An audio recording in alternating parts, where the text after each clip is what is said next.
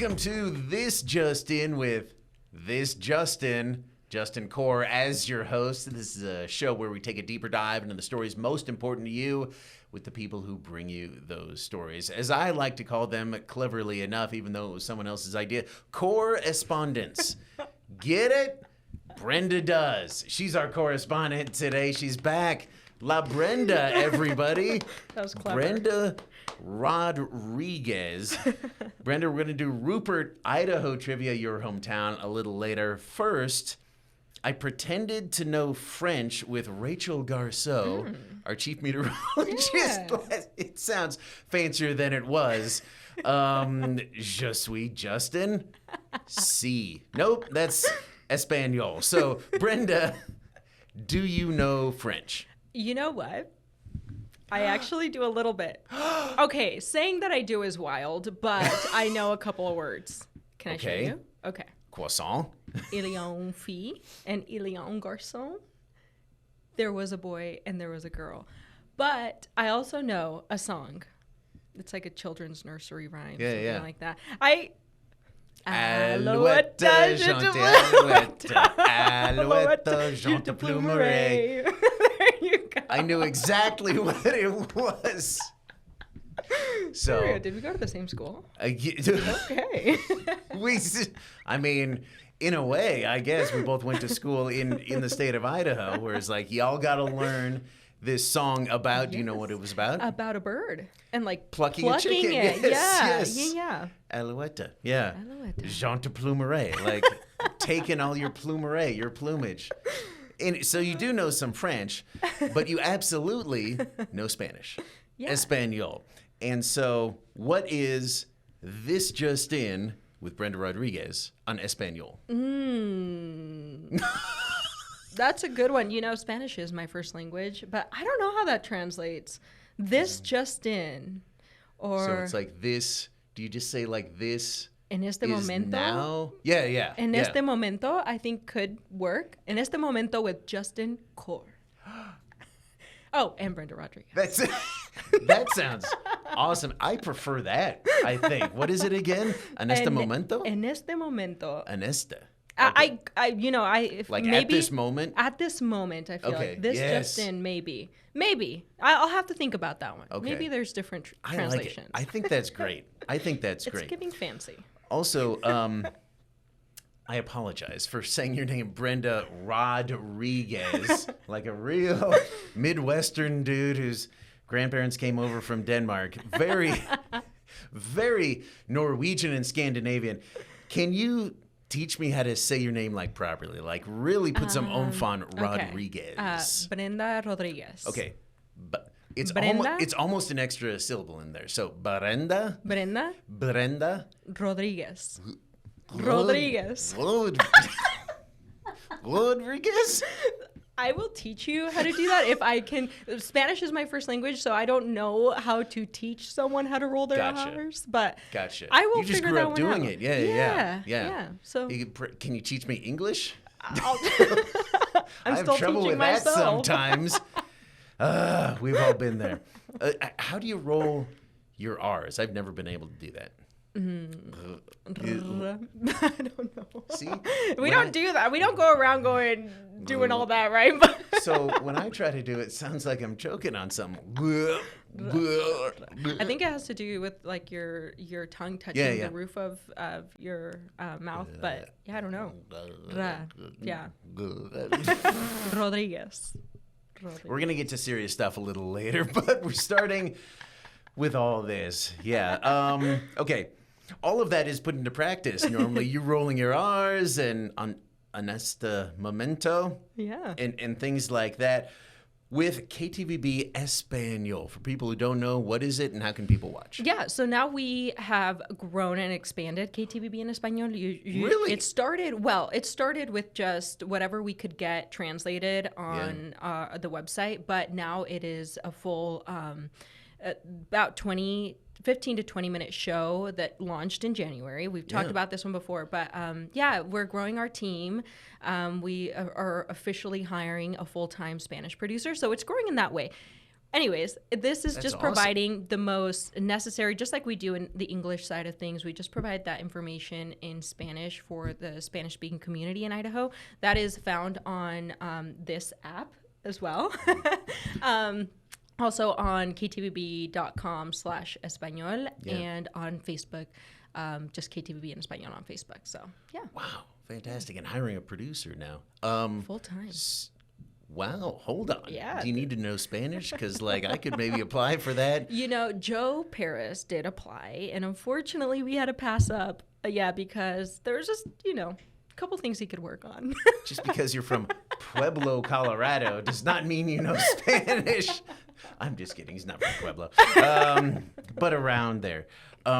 Really cool. And we talked a little bit, I think, last time as well about the response from the community and how much that is valued. Have you heard even more in these past few months as you've continued to do it and grow that audience? Yeah, I mean, I feel like it's gotten a lot easier to connect with the community. Now, I feel like it was a lot of working towards building community trust for a while, and now I feel like we've gotten to a better place where the stories now come to us, and I think that's a huge accomplishment. Something that, I mean, growing up, I didn't think I had access to local news, and I didn't know I could send in my stories. So, and I know that's how a lot of my community feels as well, or has felt for many years. So knowing that they feel a little bit more comfortable sharing their stories and wanting that to be shared is just really special to me. Yeah, spectacular to hear. And speaking of which, the language and growing that community, people reaching out to you helps you connect with folks like the family of Victor Perez. And that story has gone national, and we're going to talk a lot more about this, and Brenda's reporting on that coming up in just a second.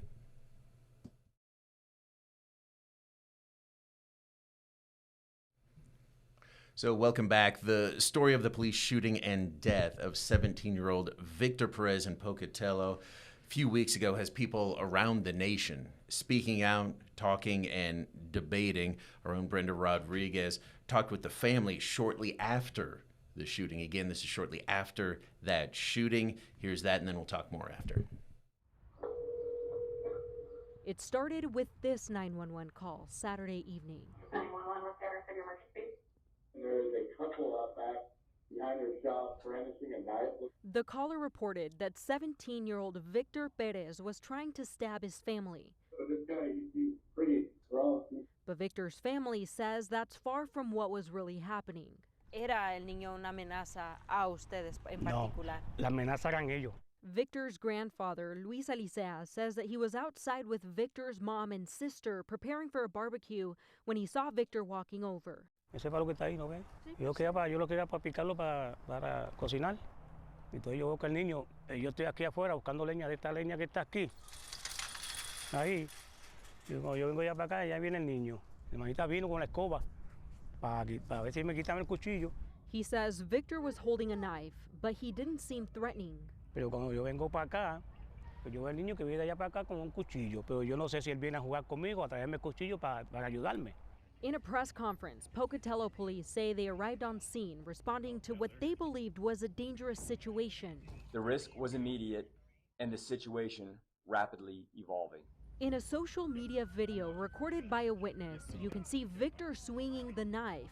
PPD says Victor was armed and refused to follow orders.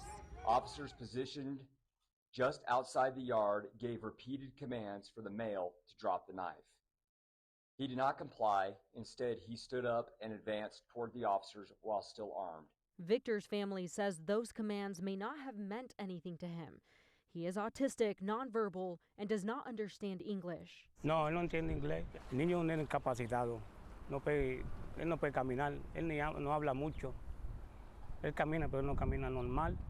Y yo le decía a ellos, mira, no disparen, que es un niño especial. No me hicieron caso nada. Despite Luis's plea with officers, police shot Victor. Como en menos de 3 segundos empezaron a disparar. No dialogaron nada. Bueno, en los videos canta todo. PPD says Victor was shot 9 times before officers rendered aid. Él se fue a levantar, ya el niño estaba casi de pie, ahí mismo le dispararon. Se ve la medida porque en el hombro le dieron un tiro. Bajito. Gracias a Dios que no le cogieron la cabeza. The incident has left his family with questions about why deadly force was used so quickly, especially against a teen with disabilities. ¿Por qué piensas que dispararon ellos? Yo creo porque no tienen escuela, les falta más training. Y el que le dio training a ellos está más malo que ellos. But the family is not alone. Community members also speaking out, standing in solidarity with Victor. I laid down just a couple of flowers for Victor Perez, because being autistic myself, I thought I'd pay tribute as well. And for many, the shooting is a call to better understand people on the autism spectrum. I hope that we can all understand autistic people more and see how unique they could be, really, and just pay more attention to what's going on and not discriminate based on race, language, or skin. Now, again, that was right after the shooting a couple weeks ago, and then Perez was taken off life support just a few days after that. Brenda, again, you were there in that community. Obviously, you live here in this community. What was the reaction after the shooting, then after Victor was taken off life support? Yeah, I think especially for the community there in Pocatello, it was disbelief because they couldn't believe that something like this would happen in their communities. Same for the family. They feel the same way that this happened to them. So I think it was a little bit of a shock, disbelief. But we did see a lot of unity within that community and coming together to support Victor and his family. Yeah. And almost immediately there was a protest at the police station there, not just there in Pocatello, protests here in Boise as well. People at those protests, organizers, what were they saying? Yeah. We did see a social media video go viral before we heard from family members, right? So we saw that this is their first interaction, I guess, with the situation. So the many community members, including his family, feel like they are victims of police brutality. So that's what they were protesting. At the end of the day, everybody was just and is still seeking justice for what they believe is a case of police brutality. Yeah, it seems like a lot of community members, especially those in the Latino community, were saying, well, this is just one instance of what, a bigger problem that we're seeing more often. Since then, we've heard from Pocatello PD, the mayor as well. They've also released 911 audio, body cam video. We're going to take a look at some of that right here. Abby Davis did a story on that. Take a look. Yeah, he keeps trying to stab everybody, it looks like. Okay. A 911 call released Thursday sheds light on the moments before Pocatello Police shot 17-year-old Victor Perez. The teenager died last weekend after he was taken off life support. He just keeps running at him with a knife and then falling over, and then I think he just stabbed himself on accident just now. The city also shared this security cam video from a nearby building, detailing what the family calls a misunderstanding during a barbecue April 5th. But this guy, he seems pretty drunk. The video shows Perez chasing his grandpa with a knife, and his grandpa hitting him with a log. His mom tries to separate them. This goes on for several minutes until eventually police get to the scene. Hey, drop the knife! Drop the knife! Drop the knife! Hey, drop the knife! Within seconds, the officers open fire on Perez after he takes a step forward, knife still in hand. KTVB is airing the gunshot audio in the interest of full transparency. The knife! Drop the knife! Hey, drop the knife! Hey, drop the knife! Drop the knife! Shots fired, 1726. Perez was nonverbal, autistic, had cerebral palsy, and did not understand English. The city says the officers were not told whether he had a medical condition or was experiencing a mental health crisis. This tragic event has absolutely impacted all of us. To members of the Perez family, I'm truly sorry for your loss. And we just need to clarify that last statement as well. Pocatello PD, the mayor, they say they're very much sorry for the family's loss, but they're not saying necessarily sorry for anything that the officers might have done. Brenda, what else have we heard from the mayor, from the police chief, from sort of the leadership there in that community? We have to remember this is an active investigation, Right. so they're very limited on what they can and can't say right now. But we do hear them share their condolences to the family, to the community. Yeah.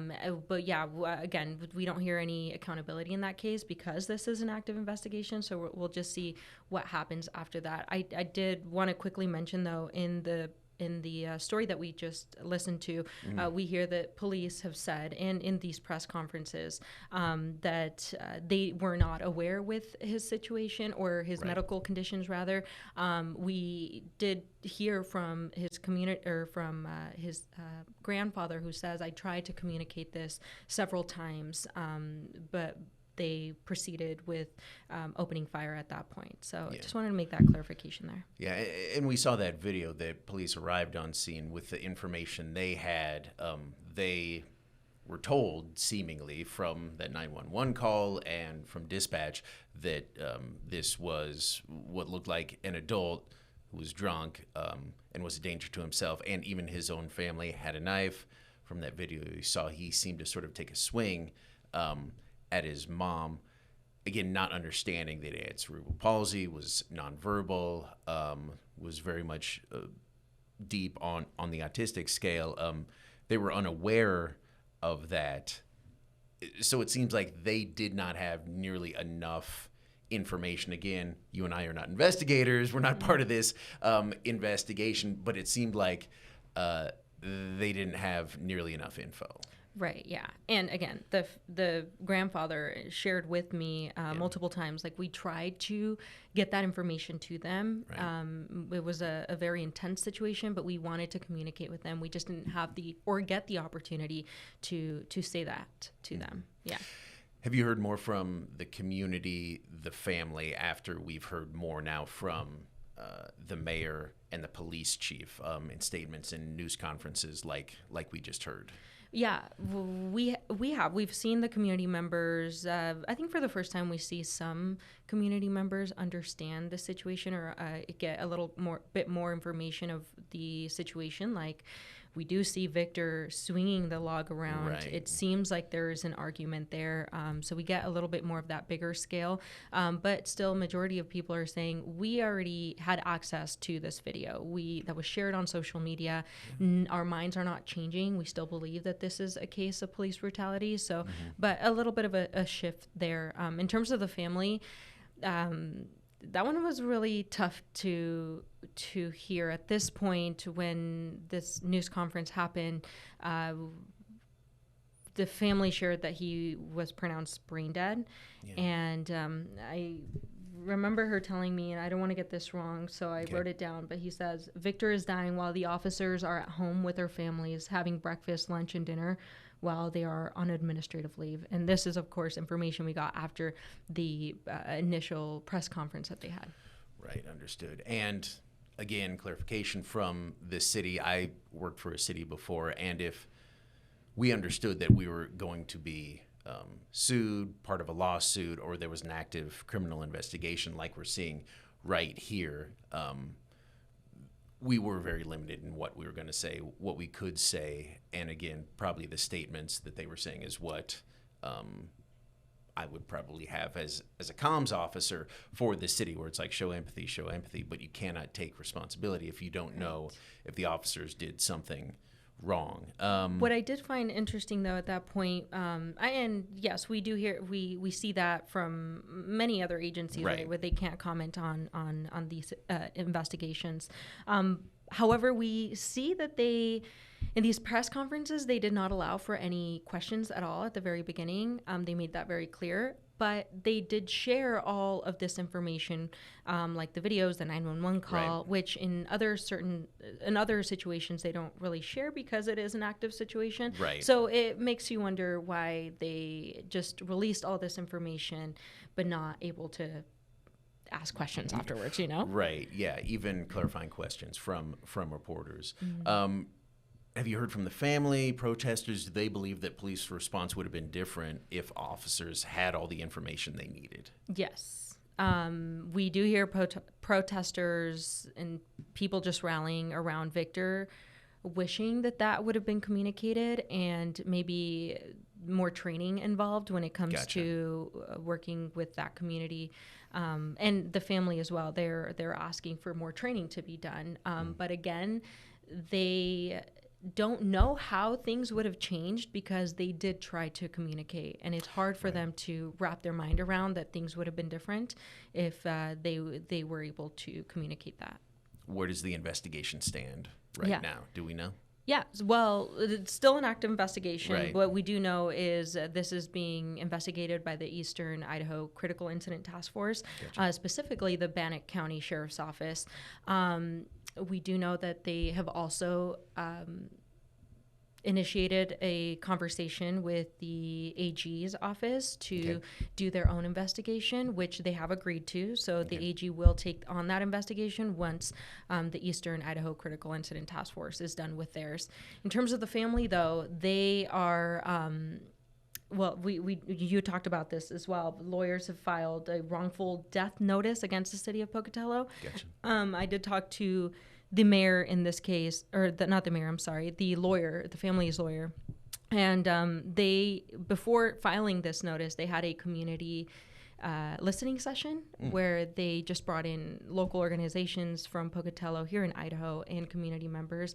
What it just sounds like is their concerns for the lack of training, their concerns for, the lack of communication as well. Details, I mean, they're still to be determined on what they will file if they do pursue this lawsuit. But they do say that they want to have a press conference within the next couple of weeks to share that information. Okay. Yeah. What do you think the family, the community, the chief, the mayor, sort of everybody wants out of this investigation?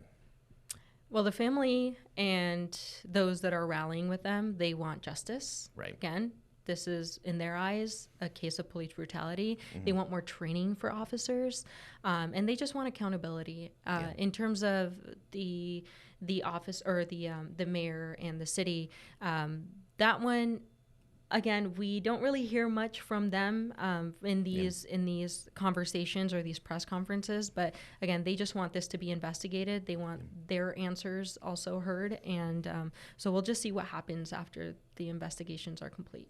Yeah, I think we all just want the facts and to figure out what exactly happened, and in the future, what can be done differently. I guess, and lastly here, that the family has shared is not only they want more training for these officers, but they also want the community to start talking about just raising awareness on these medical conditions, like cerebral palsy and the autism awareness as well. So just a larger conversation than what is just being had right now. Yeah, Brenda, thank you for all that insight. Appreciate it. We're back with more after this.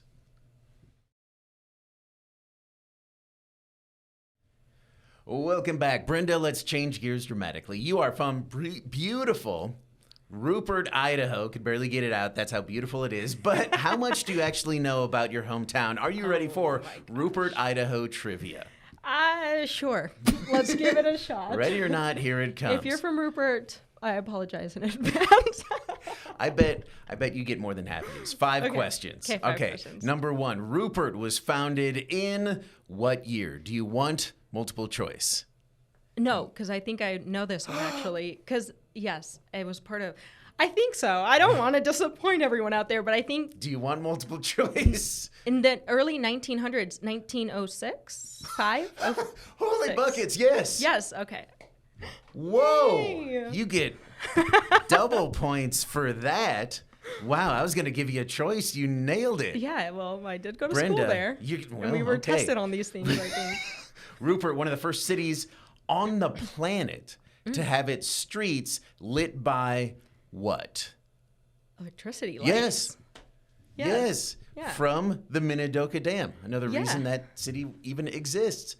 Brenda, you're going to dominate this. Okay, one of the famous graduates of your Minico High School, along with you, is the voice of this cartoon character that lives under a rock under the sea. Patrick Starr. Patrick Starr. Bill Fagerbaki. That's right. Okay. As of the 2020 census, the population of Rupert was a little more than 2,000, 4,000, or 6,000 It's people. 6,000 for sure. Of course it is. Yes. It used to be 5,600 when I was there, but yeah. You are an expert on Rupert, Idaho. You are dominating. Final question. Can you go 5 for 5? Rupert was officially named blank City, USA in Christmas City, USA. Hey, if you were to ask Google, I think the biggest festivity there would be Christmas. But if you were to ask me, 4th of July, if you know, you know, the 4th of July would be bigger there. But anyways. Don't they drop like a beat or something? A beat, on yeah. New Year's, on right? New Year's, yes. Yeah. But Christmas USA was actually proclaimed, I think, in 1987 by Governor Cecil DeAndres. So, yeah. Yeah. Yeah. Brenda, you are very much Rupert's girl. Yes, awesome. Thank you so Rupert. much. Well done. 5 for 5. Even knew the date it was founded. That multiple choice. If you have maybe some tougher Rupert trivia for Brenda or any comments or questions for the show, text them in 208-321-5614. #JustIn. La Brenda, everybody. Can't beat her. Thanks for watching.